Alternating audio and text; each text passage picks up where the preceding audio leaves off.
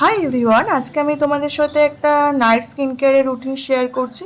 তো এখানে আমি আগেই বলে রেখেছি প্রোডাক্টগুলো ইউজ করছি সেগুলো কিন্তু সব ধরনের স্কিনেই যাবে।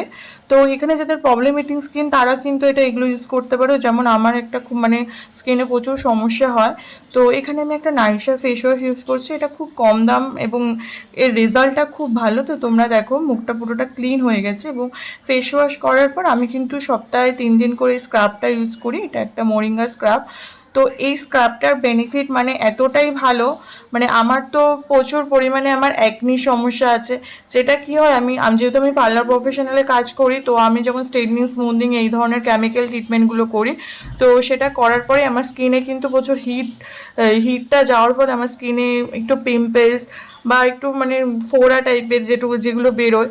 তো মোটামুটি স্ক্রাবটা আমি ইউজ করছি 3 দিন। এটা খুব মাইল্ড স্ক্রাব, এখানে কিন্তু কোনো দানা নেই, ঠিক আছে? এই জন্য আমরা কিন্তু একটা প্রবলেমেটিক স্কিনে ইউজ করতে পারবো। আর স্ক্রাবটা ইউজ করার পর আমি সত্যি খুব একটা ভালো রেজাল্ট পেয়েছি। এবং এটা হচ্ছে একটা ময়শ্চারাইজার ক্রিম, যেটা তোমরা নাইটে মাখবে এবং ডেতে মাখবে, দুবেলাই মাখা যাবে। এবং এটা ভালো করে মাখার পর হালকা একটু ম্যাসাজ করে নিচ্ছি। তো ম্যাসাজ করার পরে আমি এখানে কিন্তু একটা সিরাম ইউজ করি। এই সিরামটা তোমরা কিন্তু নাইটে অবশ্যই ইউজ করতে পারো। এটা যাদের হাইপার পিগমেন্টেশন আছে এবং স্কিনে কোনো রকম গ্লো আসছে না, তোমরা কিন্তু তারা অবশ্যই এই সিরামটা ইউজ করতে পারো। আর এটার কোয়ান্টিটি খুব কম লাগে, একদম অল্প পরিমাণ দিলেই অনেকটা হয়ে যায়। সেই কারণে তোমরা যখন দেবে 1-2 ফোঁটা দিলে এটা স্কিনের মধ্যে দেওয়ার পর কিন্তু ভালো করে একটু ম্যাসাজ করতে হবে। তো দেখো আমি এখানে একটু কীভাবে ম্যাসাজ করছি।